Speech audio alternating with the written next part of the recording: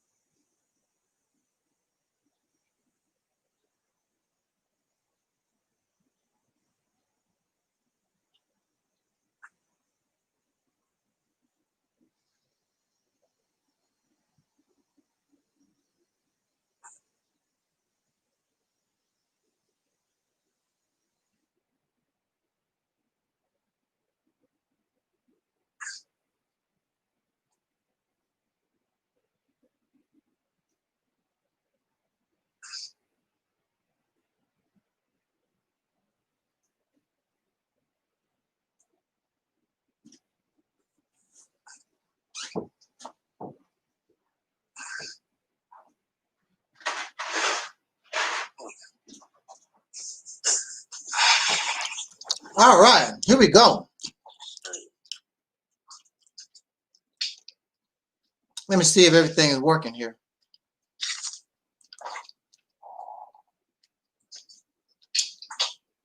Let me see if everything is working here.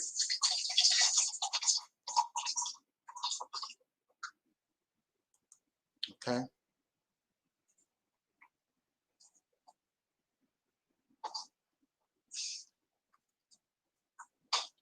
All righty then.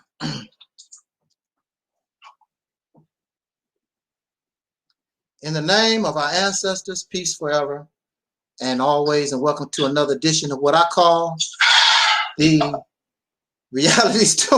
Hey, you need to put your phone on yes, sir. Oh, I'm just drinking. Oh, my yeah, bad, I know, because we hear all, that sure tastes good. That's the best lemon lime soda I ever drank.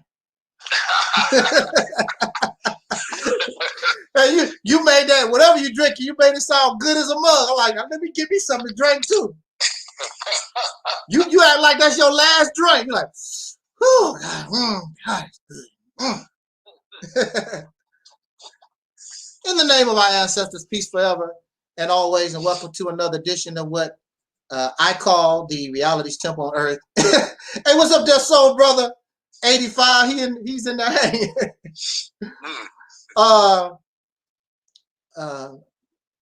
Messed up my introduction when I saw Soul Brother 85. You know that Soul Brother 85, Twin Pyramid, those brothers are always with me. I got to, I have to acknowledge them, so. But I am your soul brother number one, the mighty one, Angel Snub 7. And this is the Reality's Temple on Earth.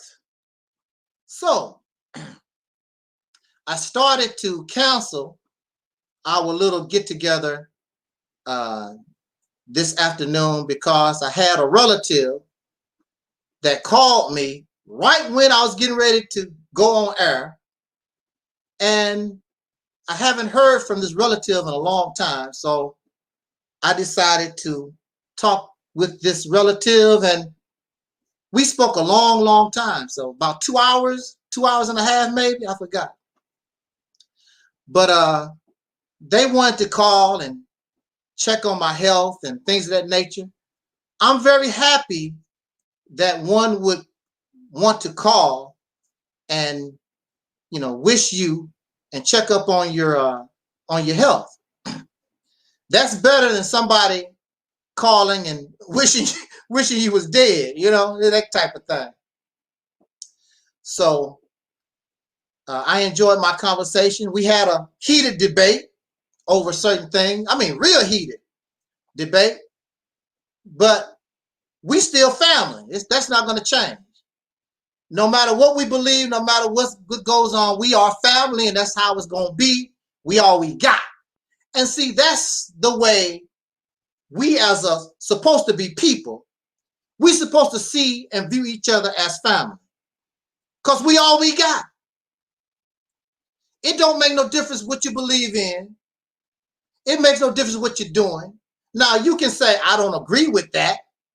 I don't agree with your lifestyle. I don't agree with your belief, whatever. But we family, and family's supposed to stick together. We are family, and we go down together. And that's just it. I know the family member that called me is more important than going live, because I know that family member has my back. Not to say you don't have my back, because my medical hospital fundraiser, I want to applaud. Thank you so much for your donations.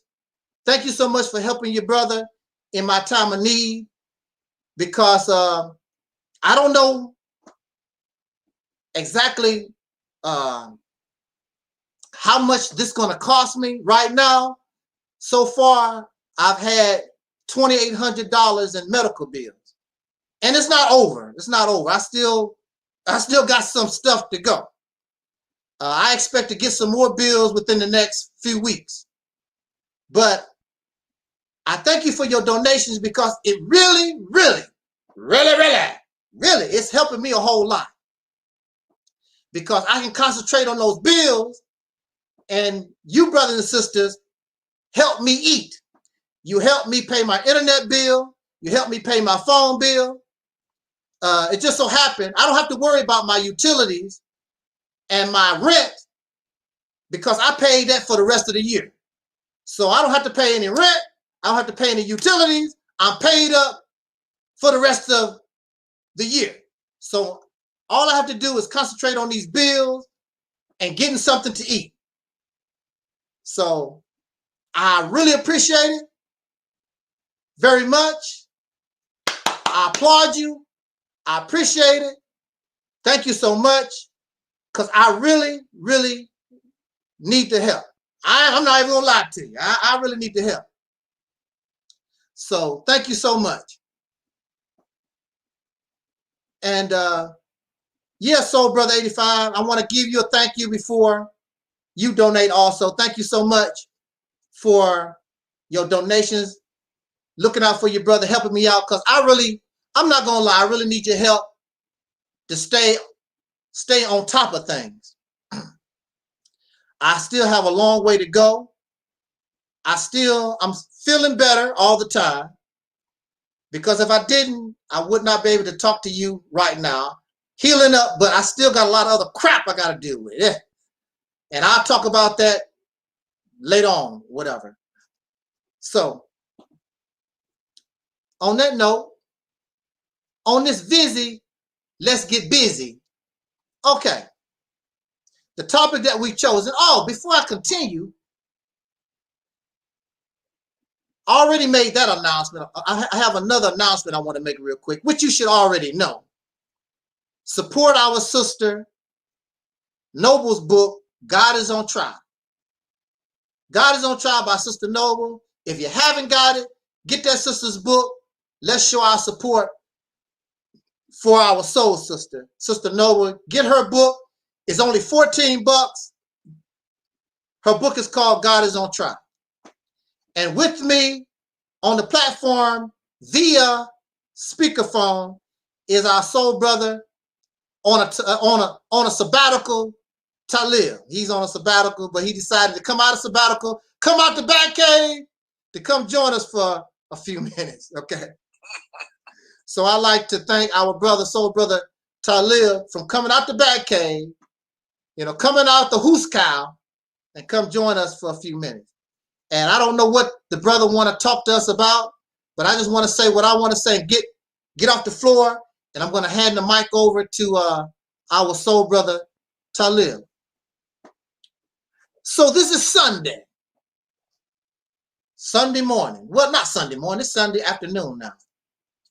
See, my intent was to do this video Sunday morning. That's still on my mind. Sunday morning. It's Sunday afternoon now. It's Sunday afternoon.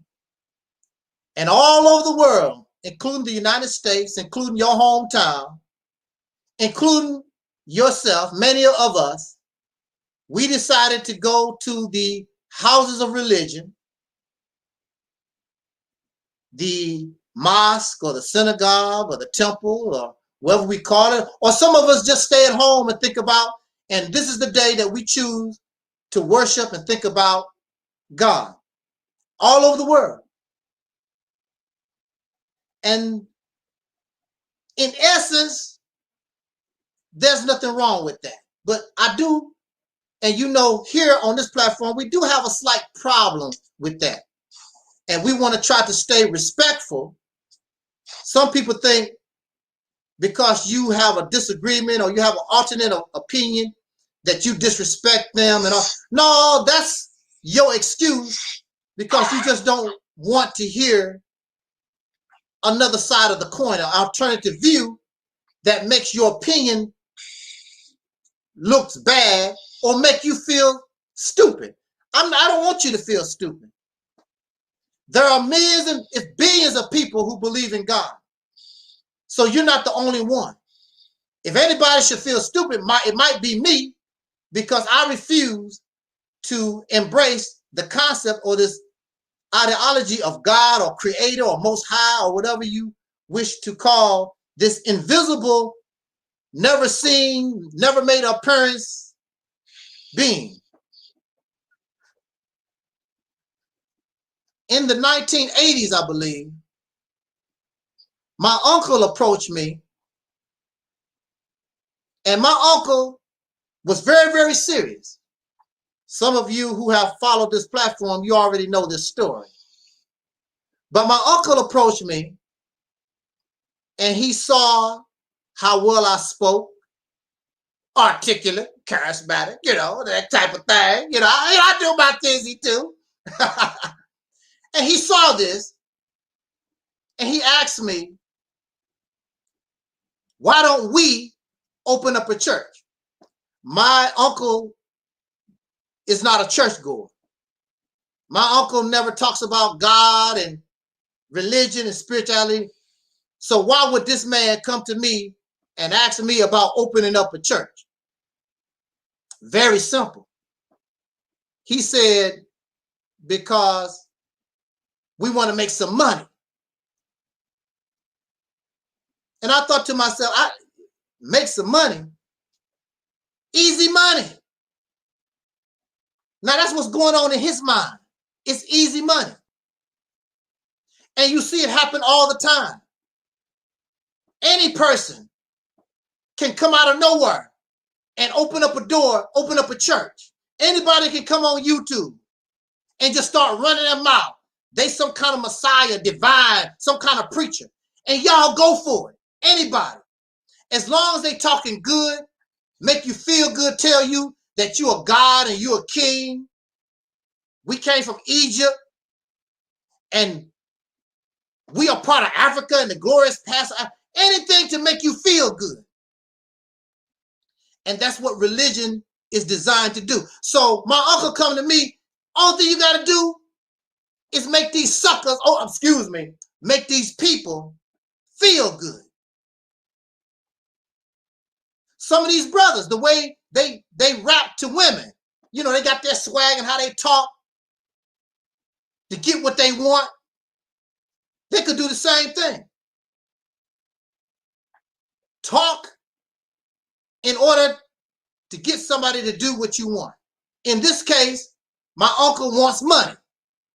He does not care anything about God. He cares nothing about the devil. He cares nothing about religion or spirituality. It's about making money.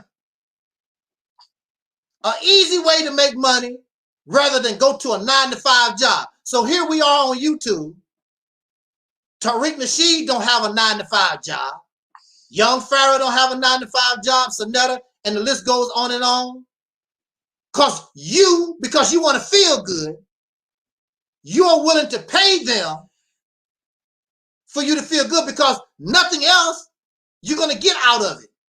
You're not going to get healed. You're not going to get freedom, justice, and equality. You're not going to get nothing out of it except feel good. That's all you want. And you accept that. You embrace that. And the only reason why I did not take my uncle up on his offer is because I have a guilty conscience. It's difficult for me to come to you or anybody and tell you something I don't believe, that I don't support. Tell you something I know is bad for you, but I don't care as long as you give me the money. I'm going to sell you these drugs. I'm going to sell you this heroin and this crack. I know what it would do to you, but I don't care. I just want the money. I know I'm rapping to you, girl, and telling you all these things, but I really don't love you. I just want to get between your legs a few times because I just want to get what I want. That's all. So we have on Sunday, there are a few sincere preachers and pastors and divine folks or whatever. But I can guarantee you the majority, especially the big shots, the popular ones, I can guarantee you they don't believe in nothing they talking about. They got you for your money. They got you for your booty because that's what preachers and pastors do. Women not safe in the church, in the mosque, because the preacher and the pastor, whether he's married or single, is going to come chasing you. And you're going to go for it because that preacher and that pastor, that guy with the big mouth, is your connection to your Jesus or to your Allah, your God or whatever it is, to your Most High, to your Creator. That's your connection. So if you sleep with the Creator, with the Creator, the Creator's representative, that makes you closer to God.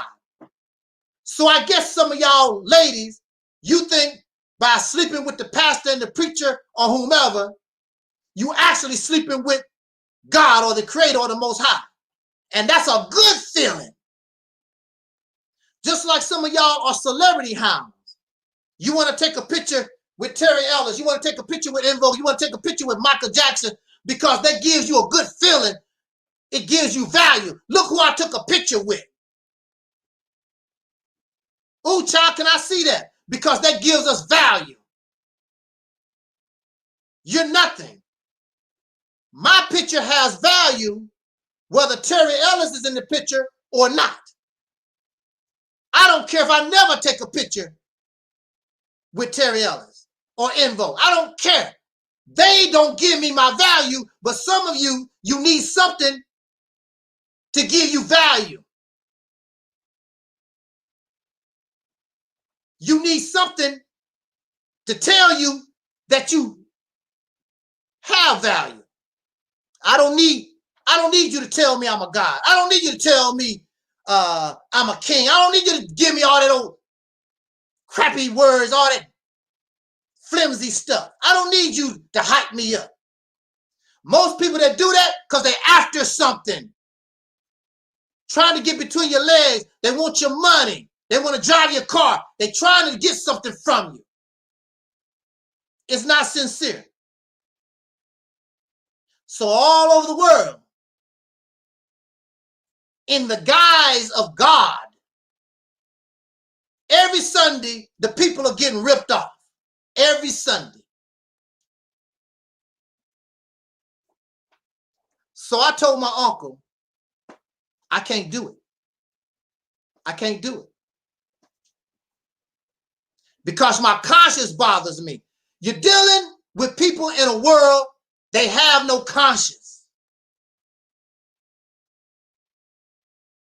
They will take your last dime.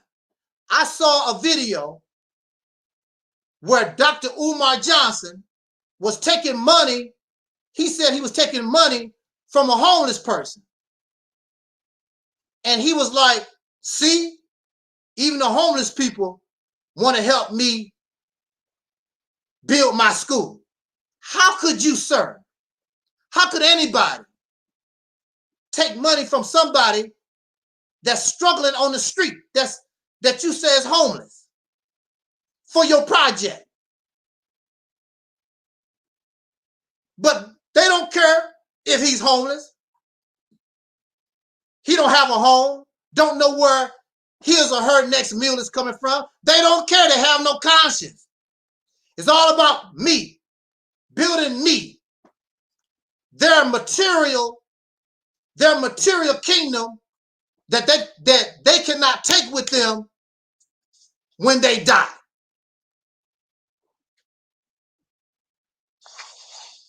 Look at all the awards and accolades and all the money Michael Jackson has, or had rather, past tense. When Michael Jackson died, how much of it could he take with him? Not one dime, nothing. But as you live, you become obsessed with things, and you treat people like they are things. They have no soul, they have no conscience, they're not even alive. Many of you brothers, you treat these women, they're nothing but things, toys, something to play with, things. Some of you treat your wife and your children, things. And then some of you treat your family and your wife and children and husbands like things, but then all of a sudden you become holy and righteous on Sunday.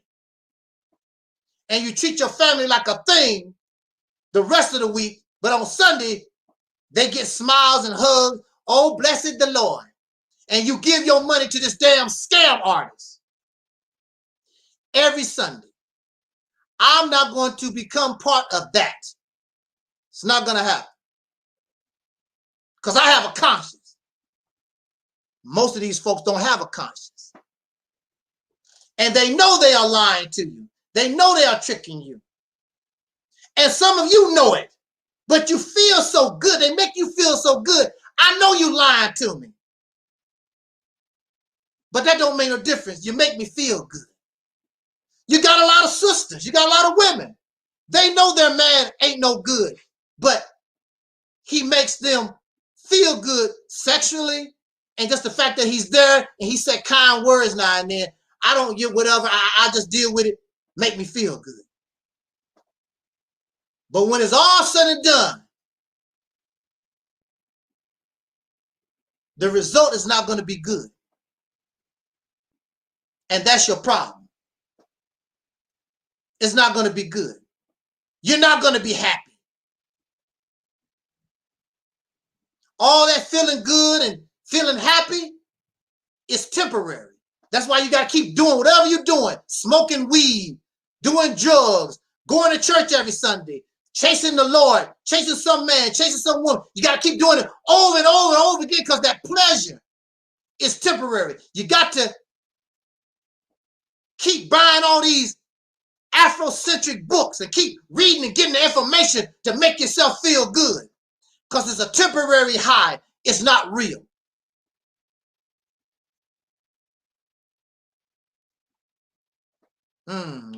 Welcome to the Sunday afternoon sermon. But God is not here. Because if there's a God, it's you, it's me. And you know, in a sense, a lot of the things that we're taught in religion is real, but our understanding of it is spooky. We'll talk about that probably another time. I want to go ahead and say what I need to say and turn the mic over to our soul brother Taalik. Now look,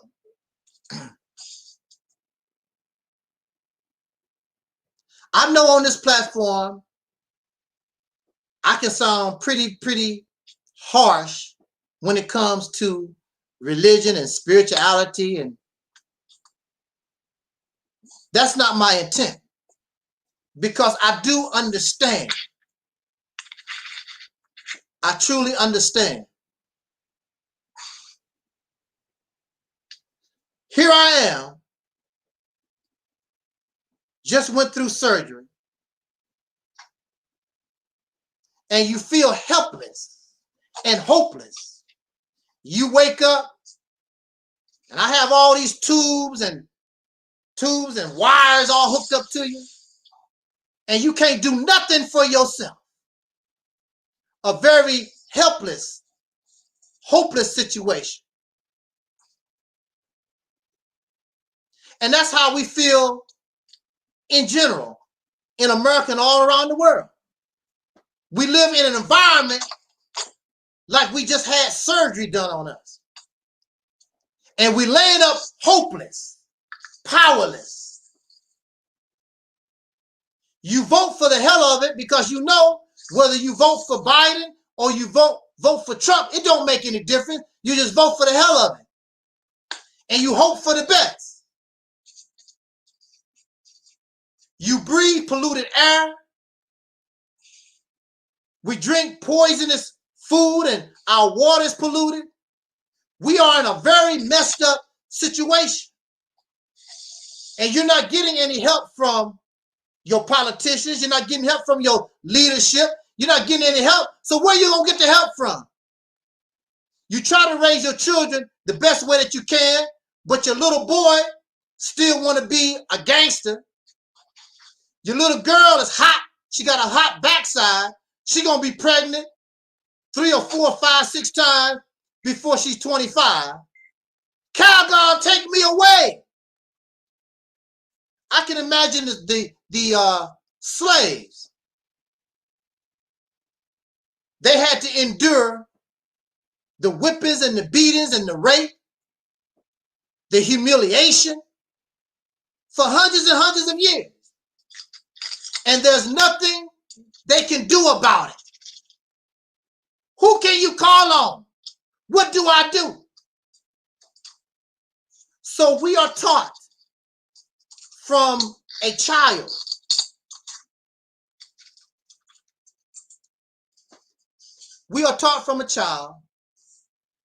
that this creator, this invisible being, this father, put your faith in the hands of this being and everything will be all right. And that's what we have done for thousands and thousands of years. Because for thousands and thousands of years, human beings have oppressed each other, raped each other, enslaved each other, all the horrors you could think of. For what? For material things. And all of us would die tomorrow. We could go extinct. And you doing all this, killing people, raping babies, and doing all the dirt that we do, that human beings do. You go extinct and you do all this for material wealth. And when it's all said and done, you go extinct. The material things will still be here and you gone. So what's the point? Because we treat each other as a thing, as something that is not alive. We put more value on gold and silver than we do on other human beings.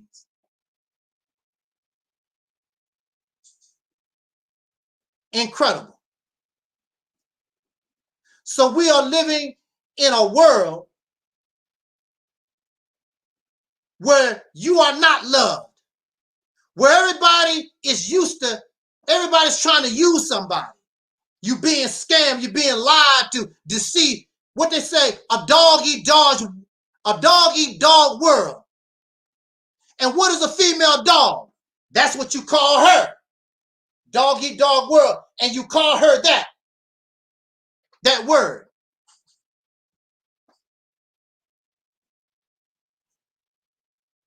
Calgon take me away. So we need a way out. Because we can't get any relief from nowhere. So some of us turn to drugs. Some of us turn to alcohol. Some of us turn to pornography. We try to find a way to get away from this stuff. On a Sunday morning, we turn to God. God help me. The slave in the cotton field, we turn to God. And that's what we do. For thousands of years. Because we need a way out. Because we live in a messed up situation. This has been going on way before America. Don't blame America. Blame the original man, the Asiatic black man, since you say that you're the original one and you kicked it all off, then you need to blame yourself. You need to blame the original man for this mess because y'all, the original man is the one that started it all. That's not my teaching. That's your teaching. Since you said that you was the first, don't talk about all the things that you talk about that you bring to our attention, all these good things you think.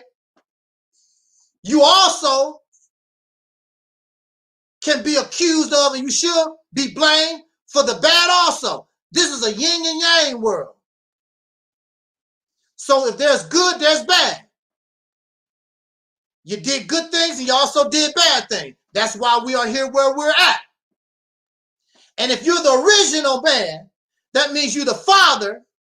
That means you are the role model for the children of those who come after you, and they seeing what you do and they copying your behavior. So according to your teaching, don't say, I'm taking it out of context. No, I'm bringing it from what you teach. You the original man, that means you are the original rapist. You the original murderer. You the original liar. Don't just come to us talk about all the good things you've done, because clearly you must have done some bad things. Why are we in the condition? Oh, you want to blame it on people that came after you. Right, okay.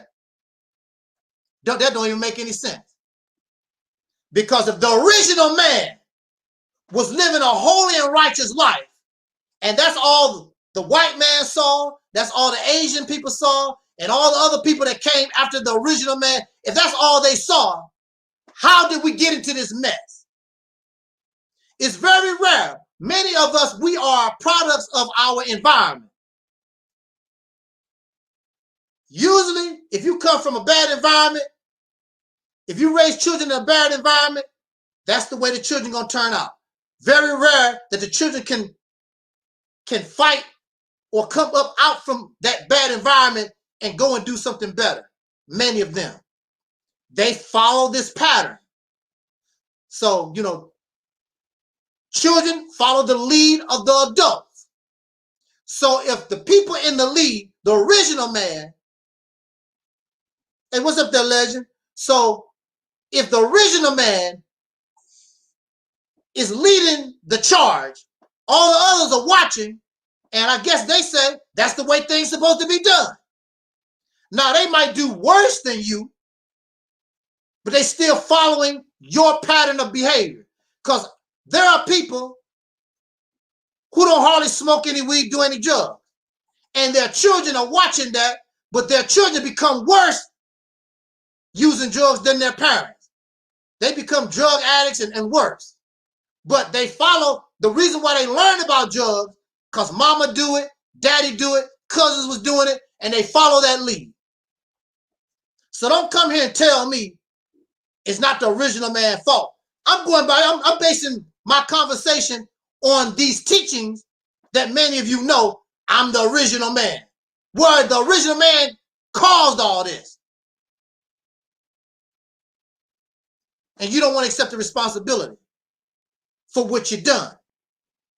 You just want to be praised and glorified for things you think, which I don't think civilization is a good thing. All these things that y'all brag about.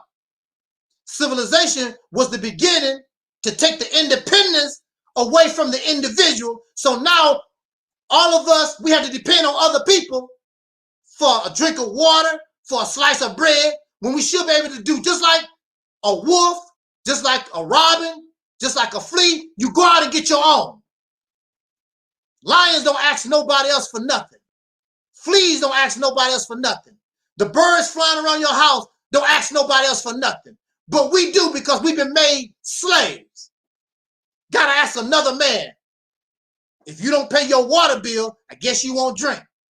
Don't pay your electric bill, guess you won't have a computer. Guess you won't have no lights. You shouldn't have to ask nobody for these things. But that's a consequence of civilization. Your ability to take care of yourself was taken away from you, and you became really the first slave under civilization. And then under civilization, certain specific people were targeted to be physical slaves.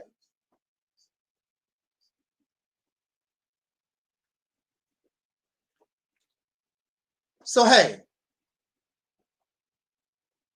so we seek God. I understand when you're hopeless and you feel helpless. What can I do? So somebody tell you that there's an all-powerful being, and there's nothing wrong with that. There's nothing wrong with that. I wish God could help me right now, and I would call out for God, but there's a problem. For thousands of years, and all these prayers, and some of you are praying for me, and I appreciate that. But thousands of years have passed by, and it's not Angel Snubbing Up 7. It's not Brother Taalik. Don't blame me. But your God has not done anything except give you a feel good, offer you false promises and hope. That's all. Just like your preacher, just like Tariq Nasheed and Sadnetta and the Honorable Mr. Louis Farrakhan and all these religious leaders, Joel Osteen or whatever you want to call himself. That's all they do. And that's all this God has done. And you get in your Bible and you get in your Quran and you just go over, you quote these passages. It makes you feel good. You the chosen people of God. And you wait. You wait 10 years, you wait 20 years, 100, 1,000, 2,000, 3,000, 4,000, 5,000.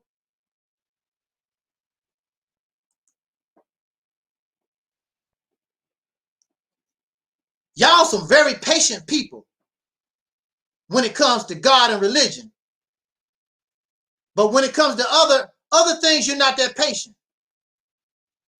If I owe you $100 and then I tell you, well, no man know the hour, you know, when I'm going to pay you, you're not going to accept that. So when is all this salvation? When God going to come back? When is the war of Armageddon? When is all this revelation? When is all that stuff supposed to happen? Well, no man know the hour. And you accept that. So you will be dead, your children will be dead, and their children's children will be dead. No man know the hour. You know why? Because it's never going to happen. It's not real. It's never going to happen. Why you don't know the hour? How you going to be God and don't know the hour? You know everything else, but you don't know the hour? You don't know when you're going to do something? Here we are, we're not God.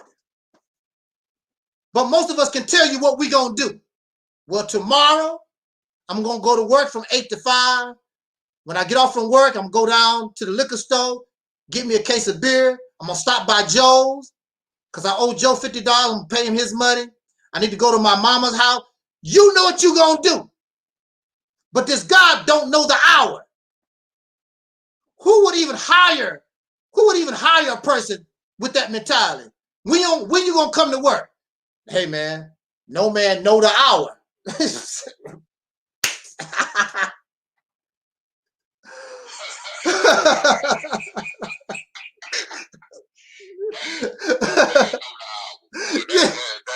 Now that's a hell of a one there.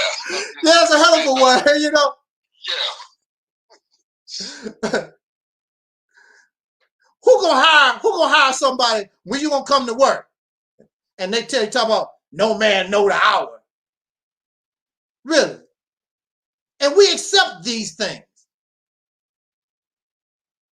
But I want to say this in my conclusion. If it was real, I wouldn't have a problem with it. Why would I have a problem with a God when I'm suffering and I cannot fight for myself? I'm in bad shape. Why would I have a problem with a supreme being or anybody coming to my rescue? Why would I have a problem with that? The reason why I have a problem is because after thousands and thousands of years, it's very clear we have been lied to. We have been bamboozled. We have been tricked. We have been deceived. How many of you in church sick? How many of you have been healed? Or Muslims or Israelites or whatever you are?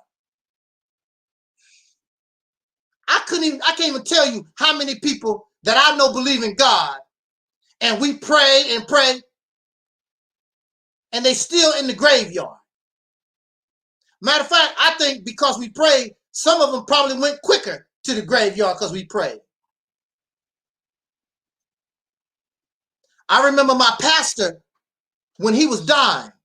We all was holding hands and all of us was around him and they was doing their prayers. He was dead the next day. All that praying, they prayed for hours. You hear me? For hours. Like 3 hours, because I think they started praying like 5 o'clock and didn't stop praying for him till around 8:30, something like that. He died the next day. That's my problem. That's why I get upset. And I get so angry talking about religion and spirituality because it's a damn lie. It's a lie. You've been lied to. But it makes you feel so good. And it gives you hope. It makes you feel good and it gives you hope. So you hold on to it. Maybe it's not a lie, you say to yourself. One day, maybe in the year 3030, all of this will be made true. The hour will finally get here.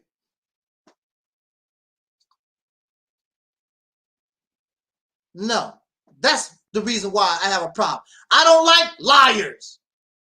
You're a Muslim liar. You're a Hebrew Israelite liar. You're a Christian liar. Jehovah's Witness liar. Y'all lying to yourself. And you're lying to the people about this God. How do you know? Time. Time has shown. Not me. Time. Thousands of years have gone by. Whether you're in China or Africa or Asia, none of these gods have done nothing for nobody. None of them. And like King Noble said, that's a fact. You remember, I'm going to say this and I'm going to pass the mic over. Do you remember when some of us was children and we had a teddy bear or some stuffed animal? Some of us had G.I. Joe. We had the Incredible Hulk or something. Some of us, in order to go to sleep, we need that teddy bear. We need G.I. Joe. We need that Snoopy doll. We need something that child holds on and clutches to that teddy bear because the teddy bear brings them comfort. When the parents is not around, when the teddy bear is in their arms, they feel protected, they feel loved, they feel comforted by the teddy bear. But guess what? The teddy bear cannot protect them from that pedophile across the street. That teddy bear cannot feed you. That teddy bear cannot do anything for you. It can just give you a sense of comfort, but it cannot do nothing for you. And that's what religion and spirituality and some of these black conscious teaching, Afrocentric teaching, that's what they do for us. Just gives you comfort. So you're able to deal with everyday life here. But it can't do nothing for you. And it has not done nothing for you. But see, we're not children anymore. That's all right for a child. And as you grow older, you don't want your teddy bear no more. It's very few adults sleep with teddy bears and stuffed animals. They want Terry. They want somebody real. They don't want no teddy bear. Now I did hear some of these guys on YouTube. They got some of them blow up dolls.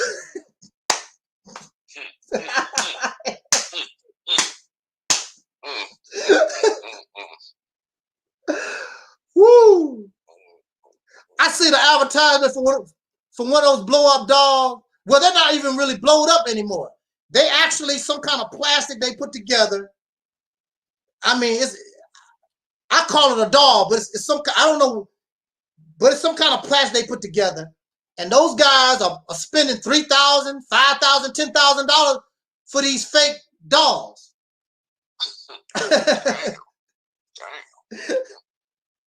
I guess the teddy bear didn't satisfy.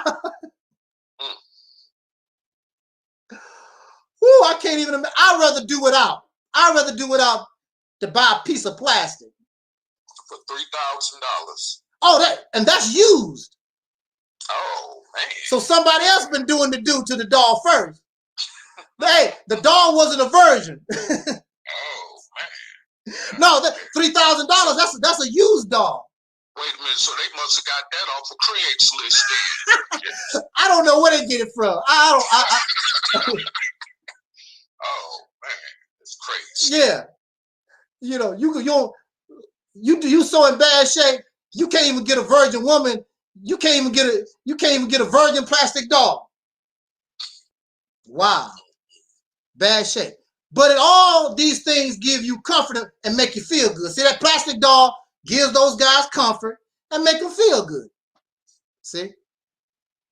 But that doll really ain't doing nothing for you. Really, it's not doing nothing for you.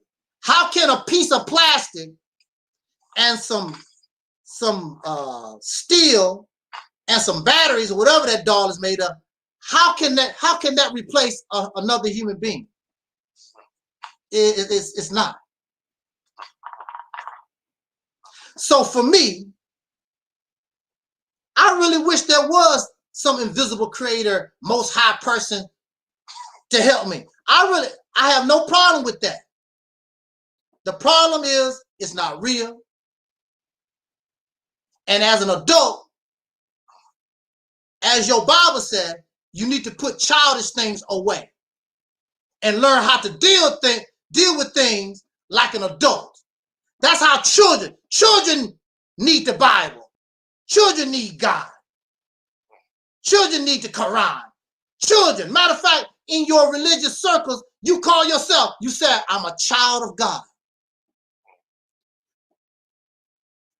How long are you going to stay a child of God? Children can't stay children. Sooner or later, they got to grow up. And when you are an adult, but you still have a child mindset, they call you mentally retarded. You suffer from a mental disorder when you are in an adult body, but you still think like a child. When are you going to be an adult of God instead of a child of God? But see, you really don't want to call yourself an adult of God because that means you are perfectly capable of doing whatever God can do because now you're an adult. You just as grown as the Father. but you know that your God is a lie. If you call yourself an adult of God, you know that you don't have no kind of powers. You don't have nothing. You can't do nothing special. Because if you call yourself a God, then people want to say, well, where your power is at? What can you do? Do something special. And you know you won't be able to do nothing. So you're going to stay a child of God forever. So for thousands of years, these people have never grown up. They always call themselves a child of God. Now, technically, I will always be a child of my mother and my father. But I'm adult. Yeah, I'm a child of my mother and father, but I'm an adult now. So why can't we be that in religion under this, the Father, the Creator, the Most High? Why can't you be an adult of God? Why can't you grow? What is stopping you from growing? Physically, we can see there's nothing wrong with your growth, but something here mentally is wrong.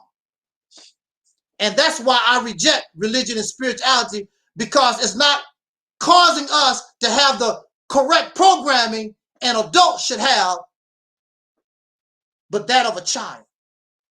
So you got to hold on to your teddy bear, your religion and your spirituality, because you need something to believe in, something to give you hope. When an adult,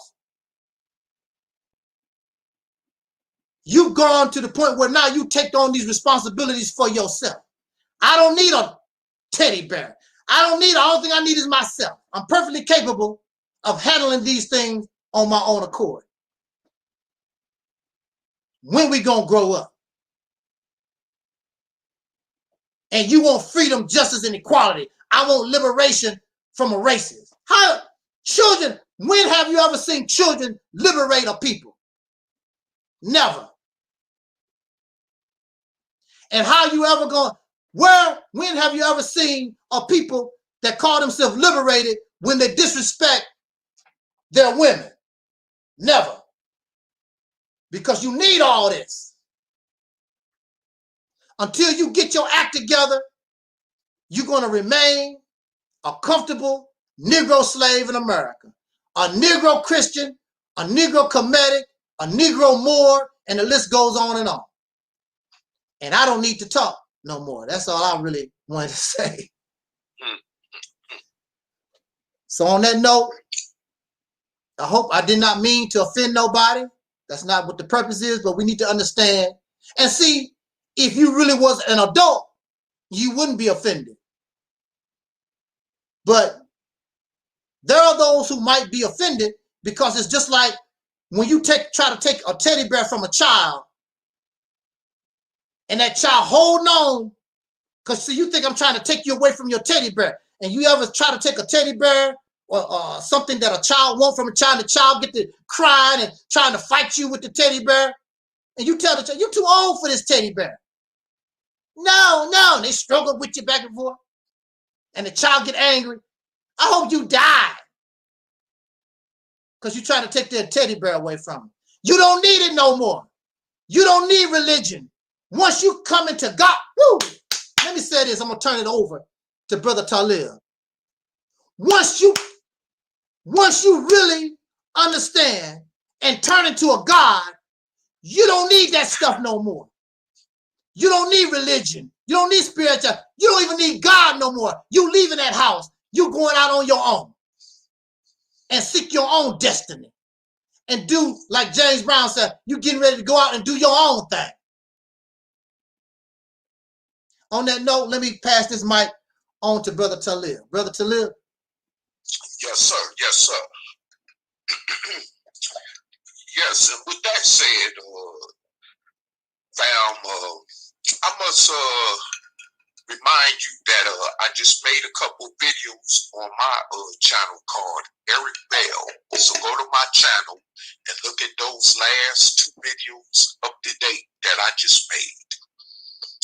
Well, anyway, however, Yeah, I've been a sabbatical for a while, and I still am. Initially, technically, I'm still in the sabbatical, so I just wanted to throw that out there. But however, because of the times we're in and what's overdriven me to, you know, as the brother said earlier, to come out of my cocoon, you know, it's what's going on around me in the fact of reminding me of how so docile people's soul are in this country. During all this pandemic, all this unrest going on, you know, and for those of you who have called on for the fall of America, well, we just may be on the brink of that. And, you know, I don't want to go all into the theatrics about the politics and none of that, but I just want to say that we may be on the brink of seeing America fall. And I'm pretty sure none of us want to see that with 300 million people in this nation. Right. I mean, because see, if that happens, you know, you're talking about millions of people dying. Yes. And you don't want to really see that. And those of you that even read that Fall of America book by Elijah Muhammad, deep down inside, you Negroes don't want to see that either. And so you might as well just, you know, resign to that fact and just get honest with yourself, you know, and just tell yourself, hey, listen, this crap that I've been believing all the time just ain't working. You know what I'm saying? If America was going to fall, it would have fell a long time ago, which is the reality, okay? The reality is that America is still here, and however long America be here, whether it falls sooner or later, your happy ass is going down the ship with it. You're going down like the Titanic with it, okay? It's just like you and the Titanic going down with it. So just know that, you know, ain't no fictitious character like Massafar Muhammad gonna come save you. Jehovah is not gonna come save you. El Yahweh is not gonna come save you. Jesus, Allah ain't gonna come save you. Mm-hmm. Well, as someone by the name of Noble Drawley once said, one came to teach you how to save yourself. So we're sending you the message, save yourself.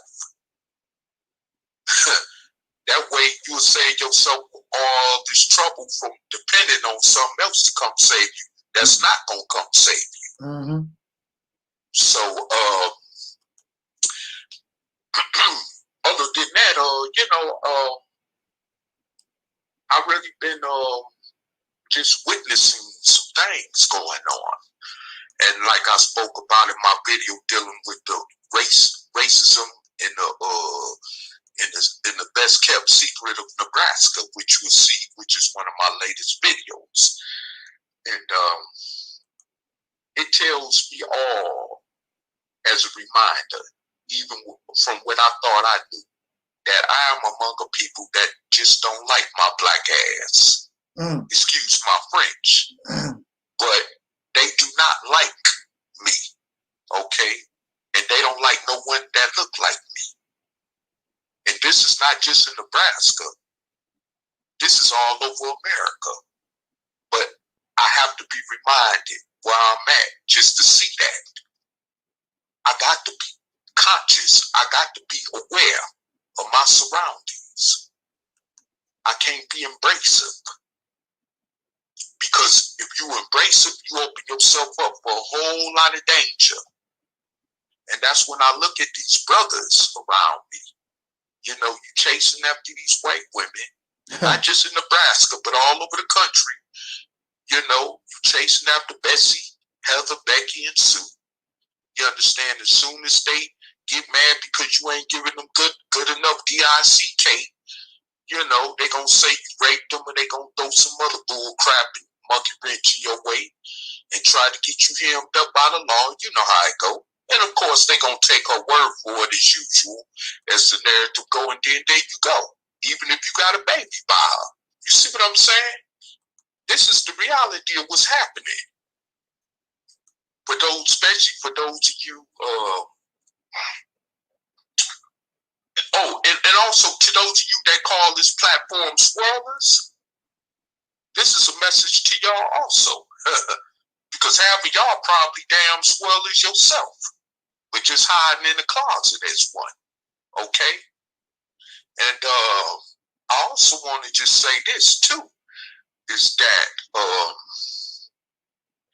you know, in the wake of our brother Jacob Blake, who just got shot 7 times in the back in Kosher, Wisconsin, you must understand, in the aftermath of that, during the protests, I know many of you heard about this white boy who came up there from Illinois, right across the state line from Illinois, and shot the protesters up there, right? And killed a couple of them, right? And the police literally saw him and they let him go. Saw him with the gun and everything that he used to kill the victims with. Let him go, right? Now, just take a moment and think and pause on that.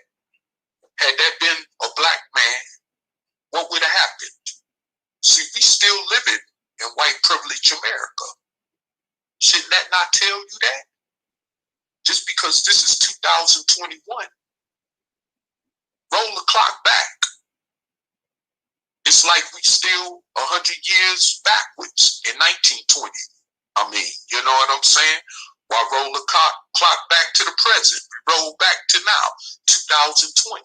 It's no different. Can't you see that?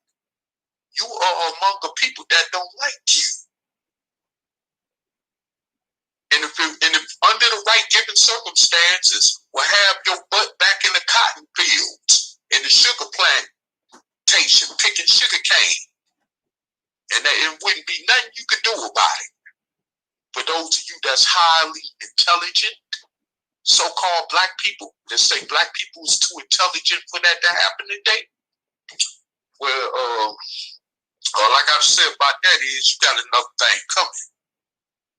All these resources these people got to make that happen, it can't happen. Don't fool yourself with that. And by default, that's the only way we got out of slavery, because one cracker from the north and one cracker from the south did not want to agree on one issue. And that was concerning the issue about taxing the property that was being picked in the cotton fields by the slaves. The Confederates did not want to pay the North or the federal government taxes, and they also did not want to. The North did not also did not want to agree on the Southern Confederates spreading their slavery industry westward to states like here in Nebraska and Kansas. Is where you get the Kansas-Nebraska Act from. Go Google that up. The Kansas-Nebraska Act of 1858 and I think 1860. But Google that up. That has something to definitely do with slavery. And these places, like the state I'm existing in now, wasn't even a state at the time. Like Kansas was. It was a territory. Kansas and Nebraska were territories. So that just show you. Like I just said in the other video, you could go watch it. That I did about Nebraska. I spoke a little bit about that, but yeah, you know, these people don't care about you like Oregon wasn't nothing but a territory. They didn't let blacks come in there until after they became a state, and also they didn't allow blacks to move into that state until 1926. Especially for those of you on the West Coast that don't know about that part of the history, you know, of Oregon. I mean, so You got to understand that all this stuff y'all been taught in this mainstream education system about slavery and oppression of Jim Crow being restricted to the South, it's been happening all over the country, all the time. You know, people like my grandparents that left Mississippi and Alabama had to go up north to find out the hard way. I'm just saying, you know, so you have to understand and realize that the reality is that wherever you are at in America, as dark-skinned people or so, you are under clear attack. And you are around the people that don't like you. And you need to start understanding and stop kissing their behinds like they do like you, because they don't like you. And stop turning on your own fellow soul brother and sister for them, just to get a few crumbs off the table. Because that's not going to work. You know, that's not going to keep working. People ain't going to keep going for that. Because sooner or later, like I said in the other video that I just recently made on my channel, that it's going to come a time, like what happened to them Sambos in South Africa during apartheid. The same thing could happen to these Sambos over here as far as torture. Our people get tired of these Negroes, they going to start torturing them before they decide to deal with the main enemy. That time is coming. While all this other stuff is unfolding right now in the country, that's what it's going to help lead to. And we don't even want to see that powder keg, that part of the powder keg blow. Because if it blow, it's going to be definitely a lot of Negroes dead. And not just at the hands of some racists, but at the hands of other blacks, and not because it's over some stupid stuff, but it's because of the principle of how we sell each other out to these bastards that don't like us. You know what I'm saying? Anyway, you know, when you ain't nothing but another end to them. You know what I'm saying? You ain't nothing but another end. Look how they show Michael Jackson that, Prince that. You know what I'm saying? O.J. Simpson. You know, the list could go on. You know, Kobe Bryant wasn't nothing but another end to them. Tell the truth. The brother that more recently died. You know, while they praising him and all that, they hated him. Remember, they tried to take him down when he was at the high peak of his career in the NBA. Through a Caucasian accusing him of raping her. You see?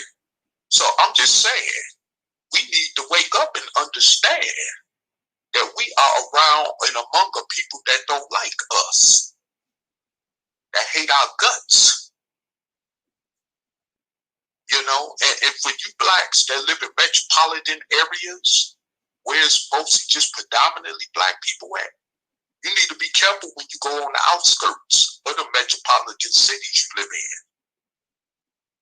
I'm just trying to help you to understand that. I'm from one of the most segregated cities in America called Detroit, Michigan. When you walk on the other side of 8 Mile, you might as well consider going on that other side of 8 Mile, which is the suburban part of Detroit, at your own risk. And that's flat out reality. You know, I've been to other couple of major cities that's very heavily segregated. Matter of fact, one of the cities is right here in Nebraska called Omaha, which is 1 mile away from Walmart here in Nebraska.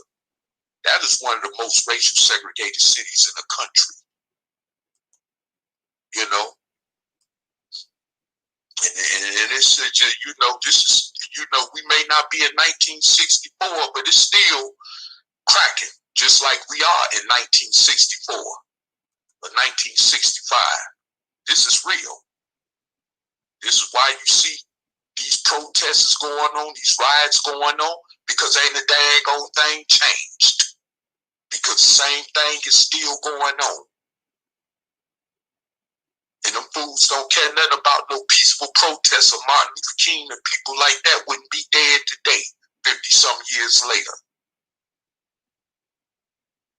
But why you Negroes out here on drugs, caught up on crack or whatever you caught up on, far as your drug of choice, or standing on the corner with a 40-ounce bottle up to your mouth, talking, but like James Brown say, ain't talking about nothing, you know. But you out here doing all this other stuff, shooting each other over petty, minute stuff, and acting crazy toward each other, while we right in the middle of all this craziness during this pandemic, especially. You know, maybe you might need your N-word wake-up call. I'm serious. You might need your N-word wake-up call. You know, because you don't seem to understand and get this any other kind of way, you know? And let me take a moment of a break, and I'll let the brother have the mic back if he wish. Okay. I want to thank you, Brother Taalik, for your words. And I want to thank everybody for joining us this afternoon. And I really appreciate it. Again, I thank you for your donations. I want to send a thank you for all those who did purchase Sister Noble's book, God is on Trial. And before I leave this platform this afternoon, I want to send a shout out to, and y'all might be shocked, but I have to, because this person did reach out to me in kindness and in care. So I have no choice. I don't know how to actually, I don't know what you would want me to do when somebody tries to show you a little love. I want to send a shout out to Brother Maurice Muhammad. Brother Maurice Muhammad sent me an email on my Facebook and YouTube. He did not know that I was in the hospital, and he did tell me, even though we have our differences and all this, he did not wish that I would be, you know, in that type of condition, and he wished me well. So I want to send a shout out to Brother Muhammad and his organization, the initiative, for those wonderful and inspiring words, because any little thing like that, and especially coming from him, it really does help us in our healing. And I've been communicating and talking with Brother Muhammad, and perhaps we could get over this hump. And for some of you, it's not your, it might not be in you to socialize or trying to unify with people, but I think it's a responsibility, especially for those of us who put ourselves in certain positions. We need to be the examples. And we know that without unity, nothing's going to get done. Without unity, there is no Mississippi campaign, whether it's Brother Maurice Muhammad or Operation Exodus Mississippi. There is no nothing. The only thing we could do is small scale stuff. And that's not going to make it. We need to be able to, whatever we decide to do, we need to do it together and as a whole. You don't expect all the black people to do anything, because you know that all the black people don't have it in their head. You know, they ain't mentally right anyway. Our this group that we come from, filled with mental disorder and delusions. So you don't expect all. But see, it don't take all. What is leadership? Leadership is those who take control and lead the way. And the rest going to follow whether they like it or not. That's just how it go. That's just how it go. In this country, if they vote for Donald Trump, the majority rule, and that's how the country going to go. We're going to have Donald Trump for another 4 years. That's how it rolls. Those who take the leading role, that's how it's going to go. Well, I didn't, you know, if the Nation of Islam was big enough where they had the influence to really move certain things a certain way, it don't make no difference what the rest of Black America want, because the powers that be is focusing on the Nation of Islam and Farrakhan and what they want, because they taking the leadership role, and so that's how y'all gonna go whether you like it or not.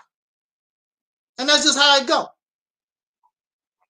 The reason why we are called African Americans, because I believe it was in the 1980s, and correct me if I'm wrong about the time period, Brother Taalik, because I'm pretty sure you. It was around that. I believe it was around that time. Yes. It was Jesse Jackson that brought that to the forefront and start calling. Now, I saw a post on Facebook that they used to call us African Americans back in the day, but that did not take a hold. During that period of time, they was calling us Negroes in color, and that's what they called us.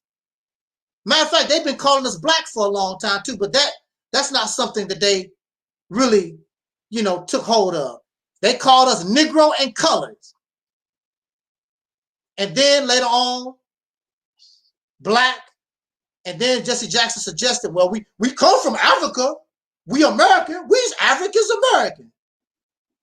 This is 2020. And of course, we have more information and things of this nature. And we know, and people think for themselves now. So we know that we're not really African Americans, but that's what you're going to be in this country. Black or African American. Ain't no Israelite or no more. None of this other stuff that y'all come up with. You can do that in the you can do that in the privacy of your own home. But in this country, you're gonna be black or African American. This Peckerwood don't have time for your identity confusion. Sure don't. What the hell these niggas? I remember I watched a comedy show, and this white guy was talking about, well, what do you guys call yourselves now? Because he want to be politically correct. What the hell you guys call yourselves now? First you're this, then you're that. Make up your mind. And for me, as long as the people see, people always force things on us. I don't like to force nothing on nobody. You are African American. Nobody asked black folks, did you want to be called a African American? Well, nobody asked us if we wanted to be called Negro or colored either. Everything is always forced on us. But if there ever come a time, we should ask our people and allow me, allow the Moors, allow the Israelites, let all of us bring our stuff to the plate, bring it before the people, and let the masses dictate who and what they are. If they say we are Israelites, I will be an Israelite. No problem. I don't care. As long as I got identity, we work from there. Let's unify. Let's get the job done. I don't care. That's why, because of this confusion of identity crisis, that's why no one takes us serious. Yeah. You're a little bit of this and you're a little bit of that. We know we all over the place in our identity. That's not a good thing. It's not a good thing at all. But I would like for us to decide who we are. Don't tell me, no, I'm an African. If the people say we are Africans, I have no problem with that. I say, well, we are African. I don't care. At this point in time, I do not care. And we can argue and debate that in places where it needs to be debated, in the universities and the colleges, in the scientific community. That's where it really needs to be debated and argued. Not y'all dime store scholars. You picked up a book yesterday, now you know every damn thing. I never been around so many scholars in my life. Ask them what kind of degree they got. They don't have no kind of degree in nothing. I'm a self-made scholar. I can tell. And if you notice, the real scholars really don't say nothing. They're not on YouTube going back and forth. You're African and you're Aboriginal. The real scholars not doing it. The real side, they don't do that. You got these little Johnny come lately, just picked up a book, just graduated out of high school, just got their GED. Now all of a sudden they scholar. Like they said, all of a sudden he a prophet. Prophet. Just got out of jail yesterday. I'm a Messiah. God taught me while I was in jail. And some of y'all will go for that.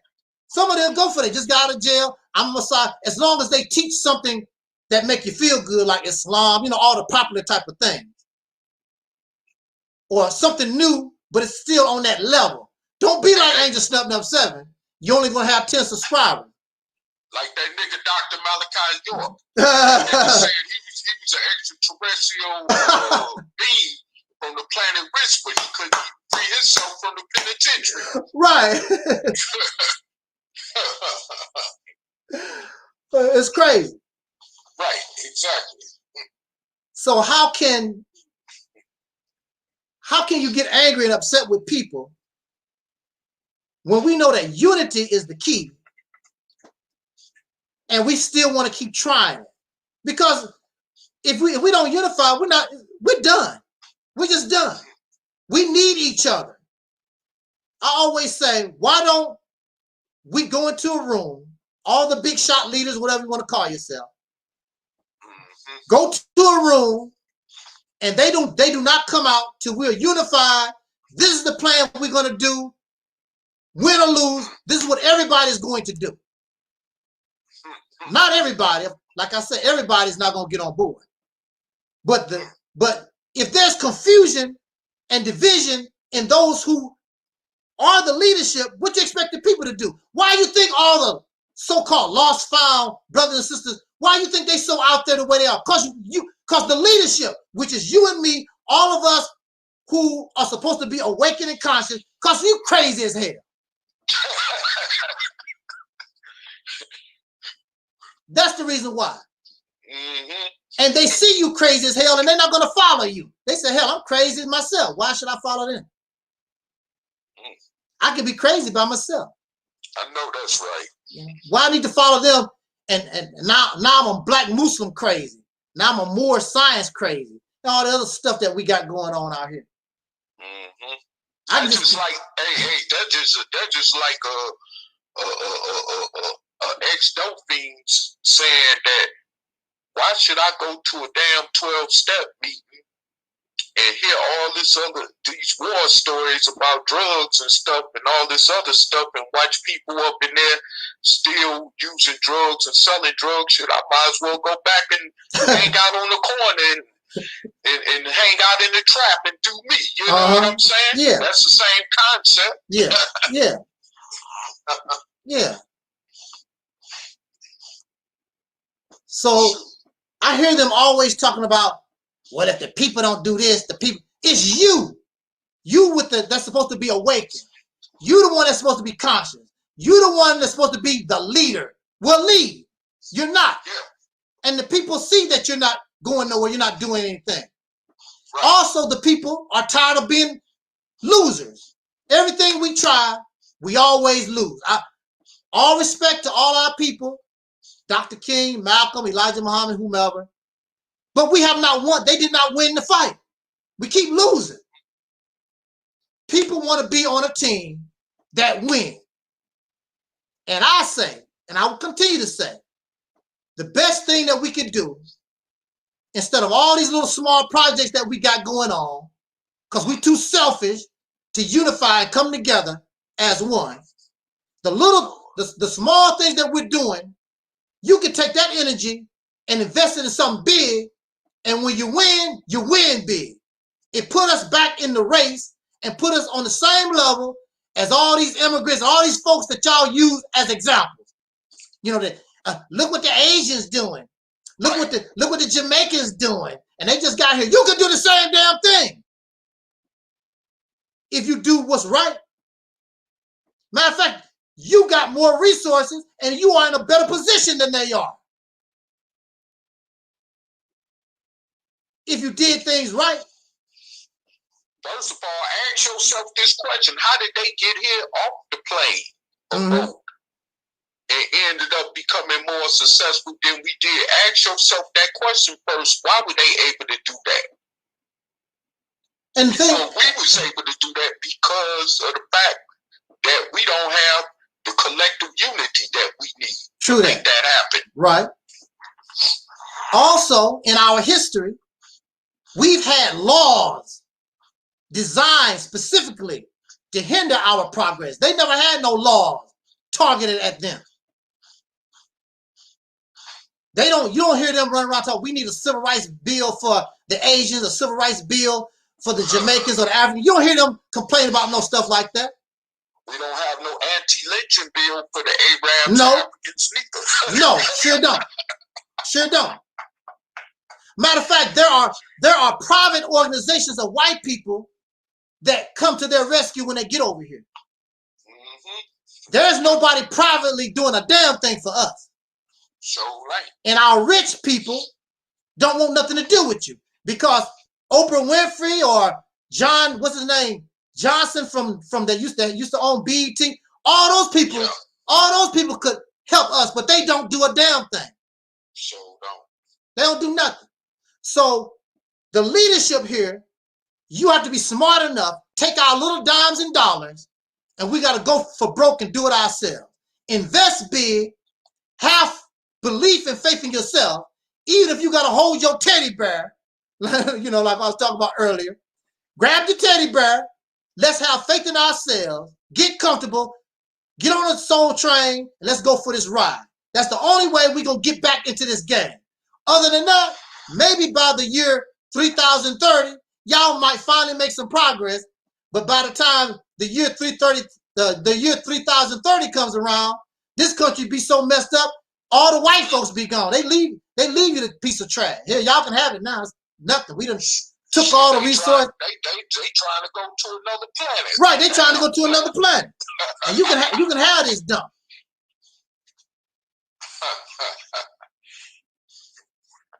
And that's what people don't understand. You got to do it big. All these little things, I'm building a school, and all that's been done before. Building a school, a pork chop business, whatever you want to try to do, all that stuff been done. We had town, all that type of stuff on a low level. We need to get ourselves together and make the people be part of it. See, that's the genius of the Mississippi campaign, because it's a nationwide effort. People in California, Detroit, Newark, wherever you are in this country, you're gonna be part of you want participation from all of it. So when we begin to be successful and do our thing, it's not it's not me doing nothing. It's actually we. We have done this, because if we didn't participate, it wouldn't have got done. We done it. And so you can take pictures of your little children, because we want to be able to focus on agriculture, because we got to eat anyway. So Mississippi, that's an agriculture state anyway. And you can take a picture of your little children, can barely walk, take a picture of them with a seed, putting it in the ground, and take a picture of them, so when they get older, you can tell them, when they see this beautiful place that we have built and created, you can tell your children, you was part of it too. When you was 2 years old, look what you did. You was putting seeds in the ground. Help us do this. People need to be part of something that gives them value, like I was talking about before. The Mississippi campaign gives all of us value. We need to reach out to our homeless, our people in jails and prisons. Some of them can be let out of jail for certain periods of time. They can come and help us do this project. So you want to put yourself in a position so that the people themselves can feel like they're part of it. Not, oh, this just the Nation of Islam is doing this and the Hebrews is doing that. No, we are doing this. The soul community, which consists of Muslims, Christians, agnostic, atheists, whatever you are, gangbangers, we're going to find something for everybody to do. And I just want to say this also too, before we close up. Yeah. You know, it's like this here. We always talking about what these other people doing and all this other type of stuff. You got to remember, they doing it at the expense of our struggle too. Right. You see what I'm saying? And also too, in order for them to be able to keep a peace and stay in this country, they got to keep themselves separated from us. Yeah. I mean, you see, so I mean, they don't really even care about our agenda or our plight. You know what I'm saying? How many Jamaicans, how many Africans, how how many Trinidadians, how many even Haitians who depended on our black leadership to get in this country. Right. When the white man was trying to keep them out. How many of them are in black July protest marches? It's more white folks than them, all them put together. In Black Lives Matter protests. Right. So the actuality is them different so-called Negroes don't care nothing about us. True. That's real talk. You know, and we need to come to the understanding of realizing that. And also too,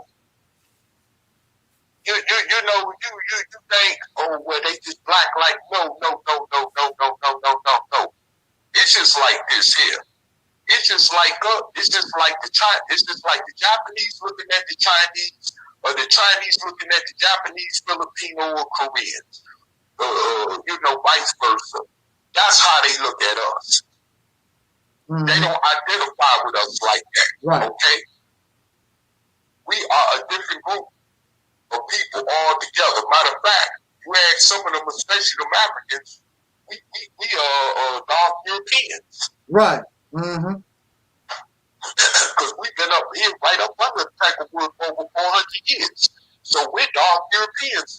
They don't even really view us in any type of likeness of them being. Yeah. You know, and I've been around. I hung around. Okay. And when I was younger, I hung out at clubs in Miami, where there's a large contingent of so-called West Indians at, where they got a big West Indian community at. And do you know they actually told me, we'll give you money, we'll give you food, we'll give you drink, all you want, but we don't want you dancing with no West Indian woman. I was in my early 20s. I was actually approached like that by some dudes from the Caribbean. They'll take our women though. You know what I'm saying? They actually told me, if it's an African American, yes, that's okay. But you don't even dance with no West Indian. We don't play that. And they was real. And these people looked out for me on other stuff, but that, as far as they women went, it was just like I might as well have been in the white bar. I'm down with lunch with a bunch of crackers. And that's real. Yeah. I'm talking about from my own personal experience. So the way them people look at us over here, man, whatever we want to call ourselves, Black American, African Americans, or whatever, yeah, we are what we got. That's just the plain out the truth. That's it. And so I was getting ready to close, but Alquan showed up at the last minute. I'm going to give him a chance to speak a little bit, if y'all don't mind. If somebody minds. Hey, what's going on, dear brother? Yeah. I congratulate you on a swift and speedy recovery from your ailment. And did you get a chance to see my presentation on the Mississippi campaign? No, I haven't yet. I think I am subscribed to you, but I have not yet to see it. Yeah. I want to run it by you again to see if I made any mistakes on my presentation. And it wasn't a diss, by the way. It was a true analytical video on the Mississippi campaign. Okay. This video that's the thing of the past. Yes. So, I did explore the viability of Mississippi, checked out the demographics of the state, the economy, and all that kind of thing to see if it was a viable concept. And, anything is. It really is, but it depends on how many people you get to it, because Mississippi is still dominated by white individuals. And they've always had white governors, and I pointed out the governors, and they had some extremely white names. So, you would have to get a lot of black people to get there. And you can, it's possible, but you obviously, in order to tip the scale, you got to bring in enough black people to counteract the number of whites. And to my memory, I think they had about 69% white, 37% black. And Jackson, Mississippi had 79% black. And that explains why they had so many black mayors. Obviously, if you go back further enough to the segregation era, obviously that's when the mayors don't get black. But so obviously they're practicing what you proposed in Jackson, Mississippi, which is, hey, if there's a black man running, we're putting a black man in office. So they're doing that aspect, even though I did point out that Jackson is an extremely violent town. And, as far as any, I guess it's the biggest city in Mississippi, any place that has the biggest city is bound to be, unfortunately, dangerous. I mean, there are some safer cities out there that are large. I think Portland is probably an example. But even in Seattle, that's a violent city with serial killers. There's no escaping it. When you got a lot of people, there's bound to be some riffraff. You know what I mean? You can't get away from that. But brother, I apologize. Yeah, so you can't get away from all that. So, but again, I believe the Mississippi campaign, it can work to a degree if done right. But at the same time, it has to be set in motion. And that I think that, because I did make comparisons to the BAIO and their pipe dreams, not calling yours a pipe dream, but their pipe dreams are trying to go to Africa when they have the means to do it, but they refuse to do it because they know damn well they don't want to do it because it's a foreign land to them, foreign every damn thing. Well, where would they, I mean, how long they been doing this? For 10 years or long, 12 years? Yeah, it could be longer than that. So, I mean, if you're going to go to Africa, I mean, they're not even in communication to get any land. I mean, how is this? I mean, I asked Mr. What's his name? Mr. Holipson. Yeah, I call him Whole Lip. You know? Yeah. He never did answer me. I said, how are you going to get land in Africa? I mean, you don't have no communication with Africa. You know, what are you in communication with an African leader there or somebody in some kind of position? Like you can make a bargaining chip or buy land or how are you going to pull this off? Well, they claim that they do business with Africa, but when I ask what kind of business, you don't need to know that. So it's like, okay, if you look at Search for Uhuru in his site, he's constantly saying we need to invest in Africa, like we got billions of dollars available to us. Right. But yet, when you ask these people who claim to be doing business with Africa, okay, how can I get down with whatever you're into? Don't worry about what I'm into. Just invest, find your own lane. That doesn't on that channel called Acres of Gambia. I don't know if you hip to him, Elquan, but I asked him a question recently in the text. I was like, why aren't you black expats over there on the continent, pleading for the cause of blacks back here in the United States, where they governments to open up the doors of their countries, those adopted countries that they're in. And you know what this Negro replied back to me with? What's that? Well, brother, you got to make your own. I can't speak for no other expat, but you got to make your own way to Africa. You got to find your own way to Africa. And see, that's not. See that you would want to think that that's a part of the expatriation movement, right? But, of course, we can't even unite collectively on that level. So yeah, that even made me also take another look at the black expat community. But go ahead. Right, because if they were serious about it, they wouldn't be keeping certain aspects that would be attractive to us a secret. Like, how do you get paid? What kind of business are you into? Yeah, I'm left to conclude these people are not into any kind of business but tourism. Because if they were really into business like that, number one, they have an office over there. They wouldn't keep traveling back and forth every year or something like that.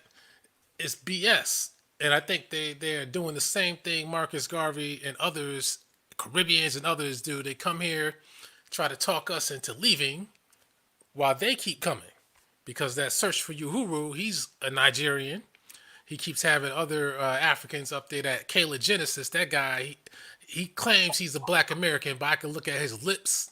I ain't trying to be funny, but I can look at his lips and features, and I can see that he's a Caribbean. I can see that. That dude on Search Your Home, so you saying he's not Black American? Nah, that one, the giant ass, he's Nigerian. He admitted it, half Nigerian. And the other guy he has on there, Kayla Genesis, which is from the BAIO, I could tell he's a Caribbean because he claims he lied to me because I don't want to say debated, but I had a conversation with him on that Search for Uhuru, and he said that his ancestors, he was able to trace them through slavery all the way back to the Congo. I said, man, get the hell out of here with that. Oh, man. I said, man, you know you're lying because we're not even supposed to be coming from the Congo. Right. I said, if you trace your people to the Congo, goddamn, I mean, what kind of slaves keep a family tree like that? Right. So I said, I know this guy. I said, you guys got to stop this BS. That's what I keep stressing to him. But see, when you ask them questions that's pertinent to the situation and they get upset, that's when you know it's all a game. It's all about money. I exposed the Search for Uhuru. Everything he's doing is kind of like Tariq Nasheed. It's built around money. Right. It's all about money. Tourism, selling books, selling carrot bars, selling African trinkets. That's what it's all about. That's why they're not going, because if they go to Africa, they can't sell Africa. So they want to sell you on going to Africa or the ideal of it. That's why they keep talking about your ancestors that we can't trace and all this other supposed connection, because they want your money to say, oh, okay, I feel inspired. Because the truth be told, and deep down inside, I think this is how every Black person either feels or has felt at one time. That you see everybody else saying, I'm Italian, I'm Polish, I'm Jamaican, I'm this, I'm that. Everybody is coming from an external land, and you start feeling like, damn, where do we come from? You know, we can't trace it. So you want to be like somebody else and tag on to something that the white man says, you're from Africa, mysterious part, we can't name it. But, you know, some people say Nigeria, Ghana, but then when you try to say, okay, well, since you got it pegged down, we should be able to trace ourselves to Nigeria, Ghana. But we can't do that. Then they go to talk about the Senegalese slave ports. Okay, so why are we Nigerian Ghanaian then? If that's the case, it doesn't make sense because they're lying. But I know some people are sensitive to this next one because they find this hard to believe. But the truth and the reality is Native America is where we could trace it. And there ain't no doubt about that, because one thing you always find out, you ask yourself this question, and people keep saying, okay, well, they exterminated most of the natives. That's how the story goes. If that's the case, then how does some get reservations? How does some get casinos? If they exterminated most of them, how come the white man never says, I committed genocide on the Native Americans? If most of them got taken out. How about most of them are right before our eyes? Because that's what our family tree says. And we can't deny that. I know some people, some people want to straddle the fence like a Tariq Nasheed. I'm not going to lie, you too. They straddle the fence, try to play both sides. Now Tariq Nasheed, I saw on his Instagram, he's trying to jump the fence with this Native American stuff. I'm sure it's financial motive on his part, as it always is, because he showed a picture of Black Native Americans. He said, see, we were Black. We were always here. That wasn't his argument. His argument was we came from Africa and Native Americans enslaved us. That was his argument all along. But you see, he's changing it around because he's trying to get that money. He's just an opportunist. I don't like people like that. Be real with whatever you're talking about. You know what I mean? My position is, I agree with the Native American thing, but that's not what we are. Our ancestors was that, but we're not that, because of the severe race mixing, because of breeding farms. It produced a brand new, different type of people, admixture people. Because when you look at the whole situation, and really this is a different topic, and I don't even have time, but I'm saying that we are admixture people due to this race mixing, and it produced a brand new people. And if you mix with anything, you carry those genes. So when you look at so-called Black Americans, we can look African, like some people say I'm look like an African. Yeah, but look at us as a people. There's no people on earth like us. We are the lightest of the light. We fat, we tall, we short, we skinny. Some of us can pass for white. Remember that. What African you know that can pass for white? None of them. Because they have a specific look, specific detail, and if they have something, they have abnormalities now and then, but not us. We are the lightest of the light, darkest of the dark, all times of big noses, thin noses.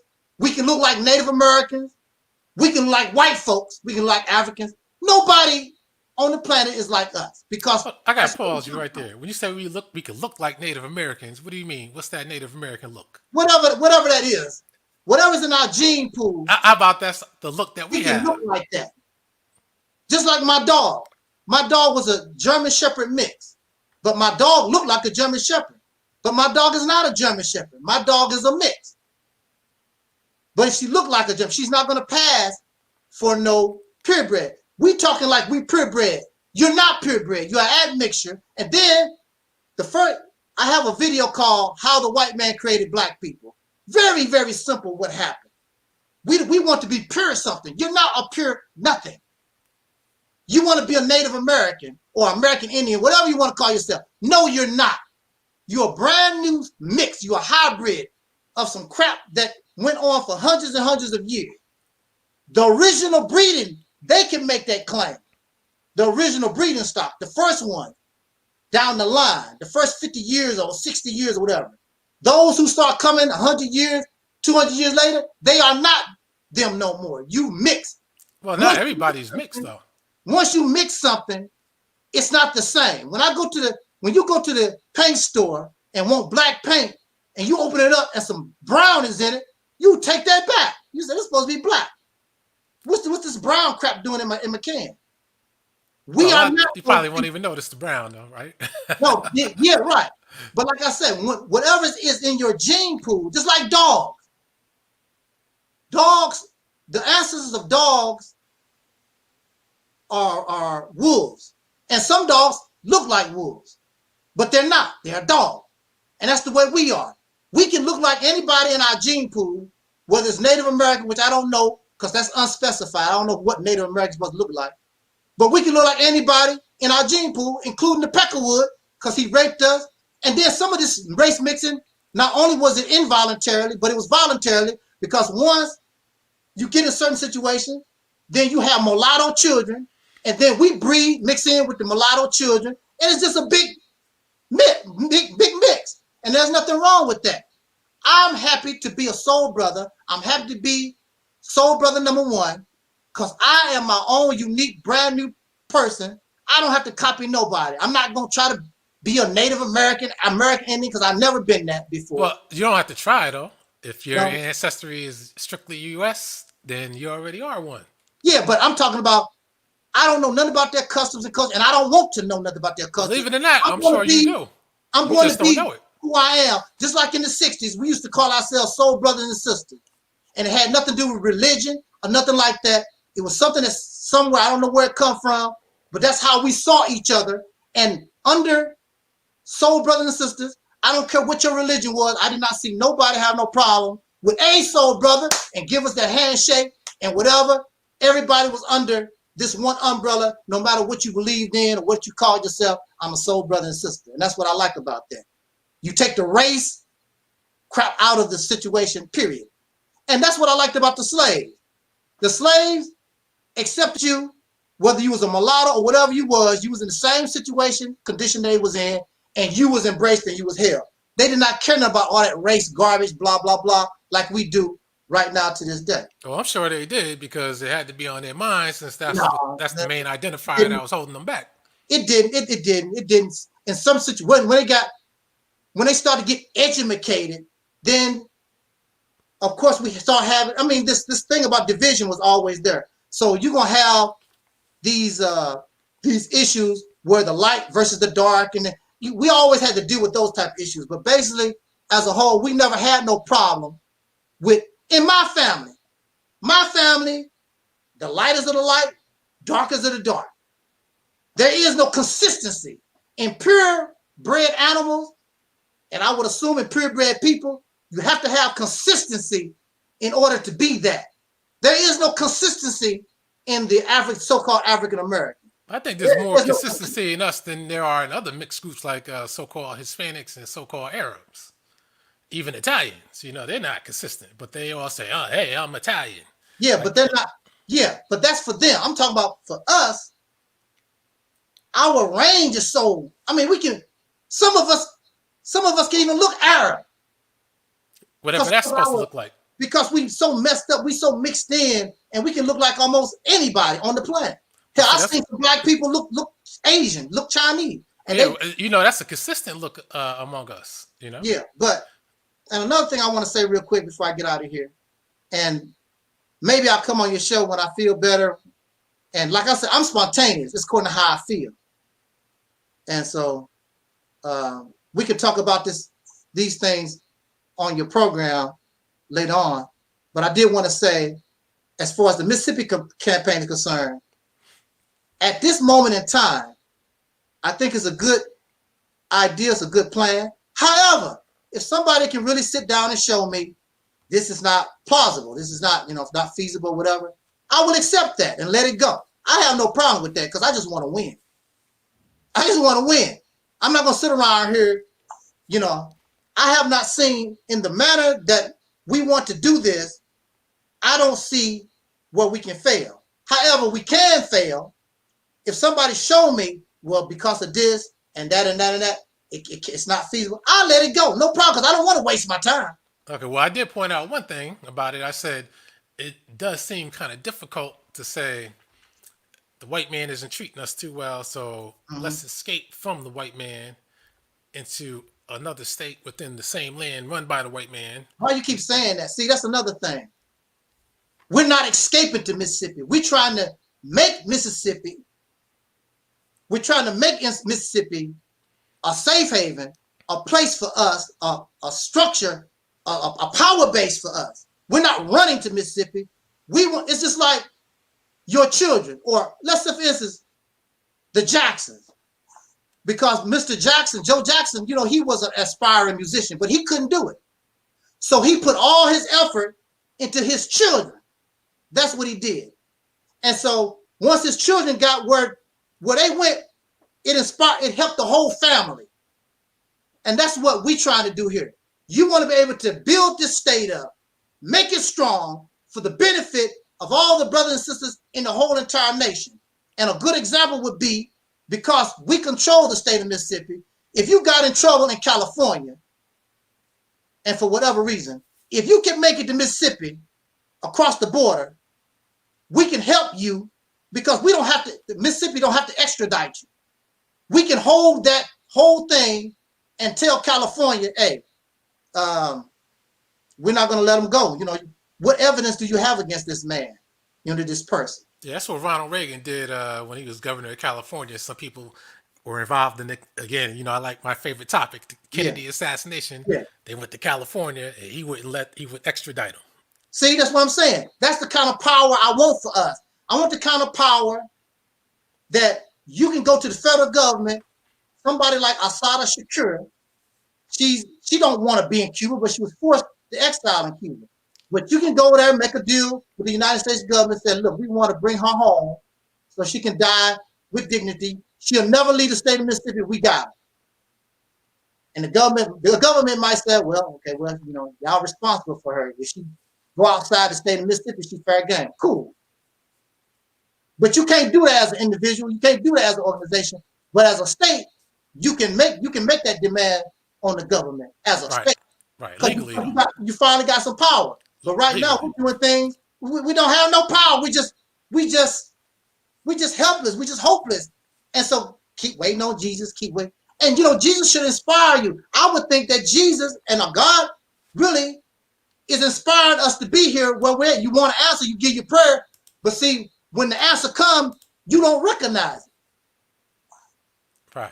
But see, like you said, the inspiration, yeah, like Joe Jackson, Yeah. Now, what if Joe Jackson would have just said, you know, woe was me. I wanted to be a musician, couldn't do it.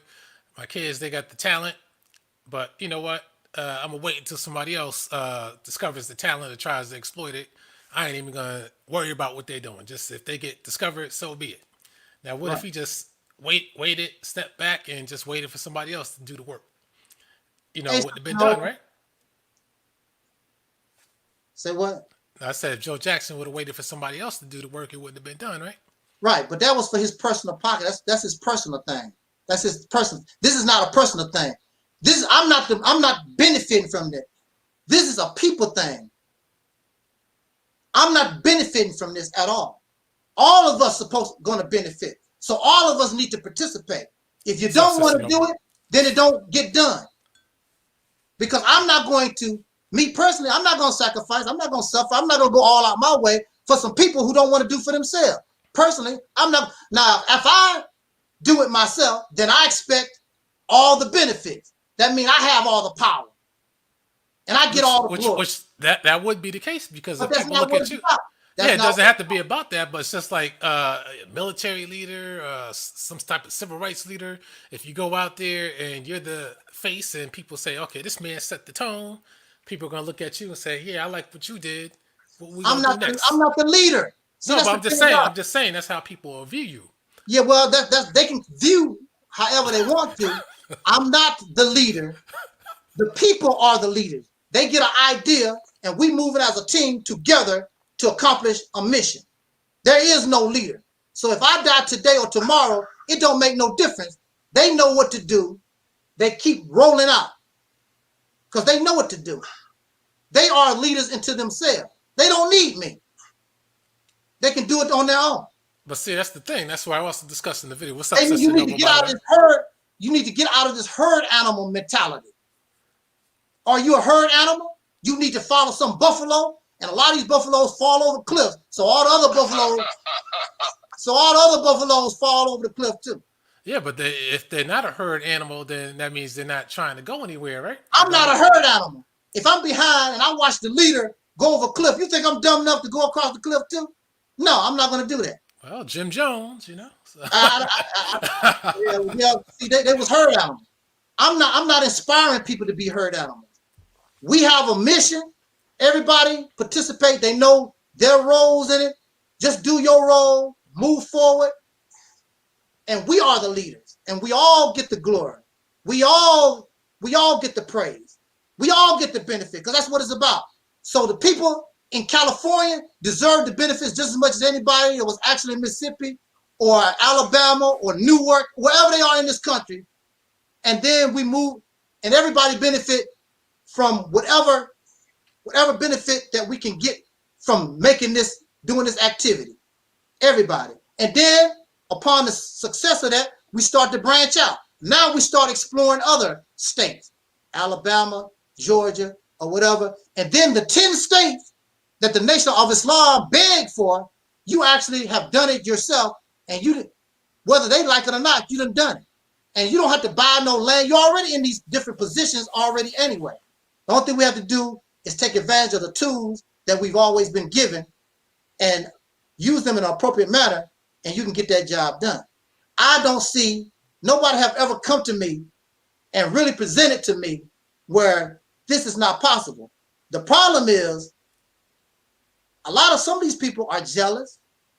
Some of these people don't want to give, they don't want nothing associated. They want to be able to give God or Allah or whatever the credit, so they don't want nothing to do with. They don't care. They're selfish and not looking at what is really in the best interest of the people. They're looking out for themselves.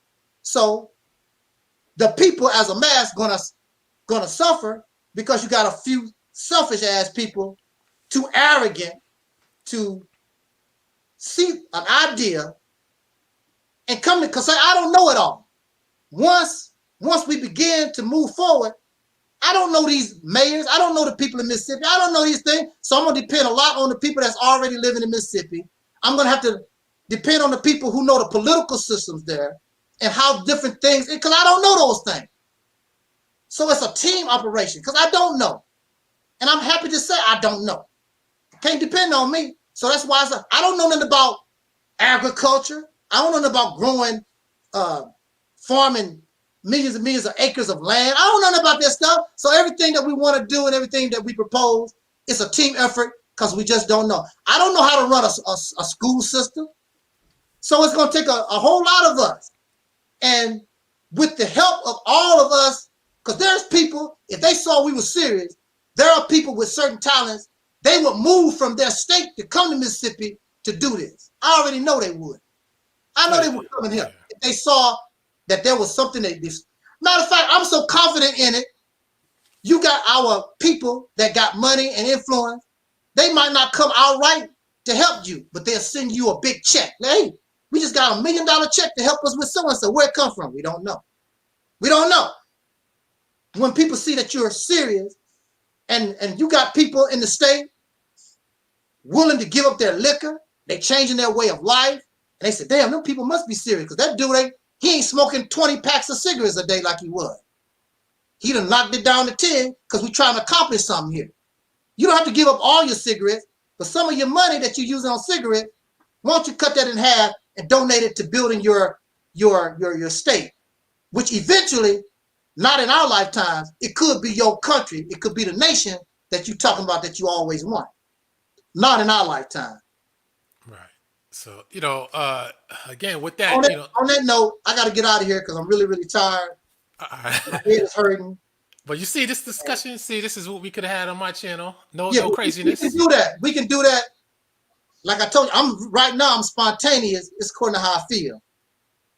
If you're spontaneous, I could just send you email and we can do it. But if you want a certain date, I might not feel like doing it that day. But you just got to get that enough notice so that when I set the thing, people will see it. Because if it's short notice, like do it right now, then people aren't going to get it. Yeah. Just so like the last one I did, I didn't even do that. Yeah.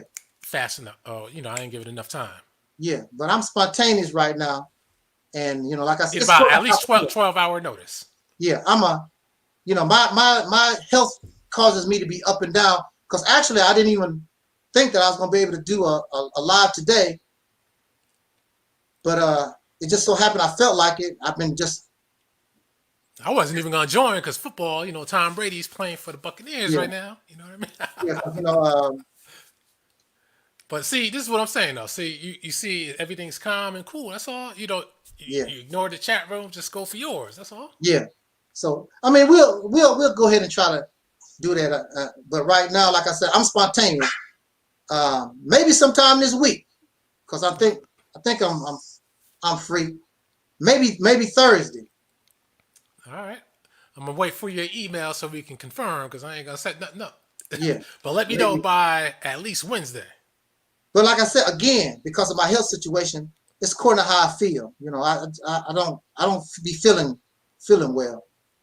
Like right now, I've been doing this live for 2 hours, and I've been playing through the pain. So because I really can't sit down. I'm sitting down right now, and that put pressure on my lower abdomen, and it causes pain because I'm not fully healed. Right. So see, I mean, you had yourself well, so like, when it's time to do it, you just do the same thing, explain to the people, and yeah.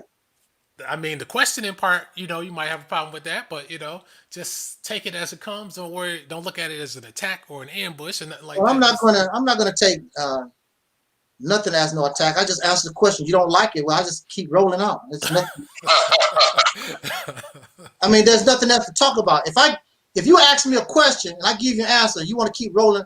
There's nothing else for me to say. I gave you your answer. What else do you want me to say? Now, you can keep commenting on it, but I have nothing else to say. I gave you my answer. And I can easily say, I don't know. Like I told you, I don't know. I don't know. So if I tell you I don't know, what else do you expect me to say? There's nothing else you expect me to say. That's where more questions come into play, because then that way you can get an idea of what else we expect you to say for more questioning. Yeah. And like I told you, this is a large endeavor, and there's a lot of things I don't know. But I understand what it takes in order to get it started, to get it rolling. And this is a nationwide effort. A few handful of folks is not going to take over no state. You need some backing behind you. And if a nation of people from West Coast, East Coast, North and South, if we can't take control of the state of Mississippi, we some pitiful, pathetic losers. And we need to be in the position that we're in. We should have had a state a long time ago. Keep doing these little tiddlywink stuff, little baby stuff. That's not going to get you nowhere. By the year 3030, you might make some progress. You know, with Sam's barbecue grill. It's not gonna affect nothing. Sam's barbecue grill don't influence nothing. You can't get in trouble in California running Sam's barbecue grill and nothing. Sam can't do nothing for it. You got to get some power. This is what this is about. Getting some power, some real power. Mississippi campaign, a state is like a little country. You can make deals with China or whoever, as long as they're not an enemy of the United States. You can go out and make certain deals with African countries and do your own thing. Start your own import stuff or whatever. You can get people to come to Mississippi and those people bring their companies to Mississippi and create jobs for your people. There's all kinds of things that you can do. Right now, it's all in the hands of white folks. They doing it. And of course, who they looking out for? Themselves, their people. So now you need to put yourself in a position where you can take the things that they would have been getting, you to push them to the side, now you got it. At least in one geographical location. But we don't have nothing. Nothing. With that said, let me get out of here because I'm hurting a little bit here. I need to roll. Thank you, Soul Brother 85, I will. And I want to thank Brother Taalik for joining me and Alquan, those in the chat room. And I got people in my Facebook too. So shout out. I don't mean to ignore you, Facebook, but shout out to my Facebook book people.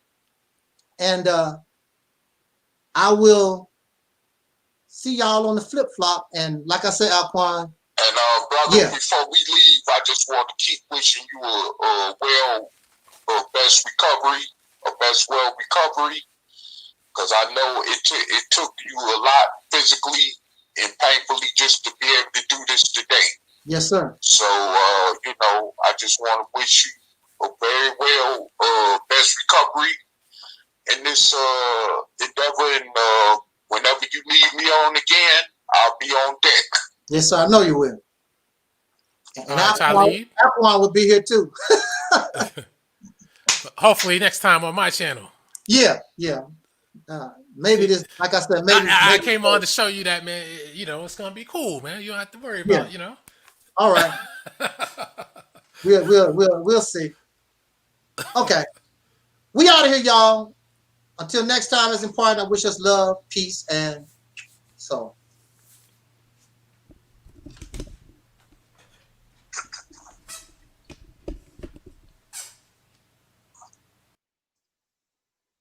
Yeah, we out there.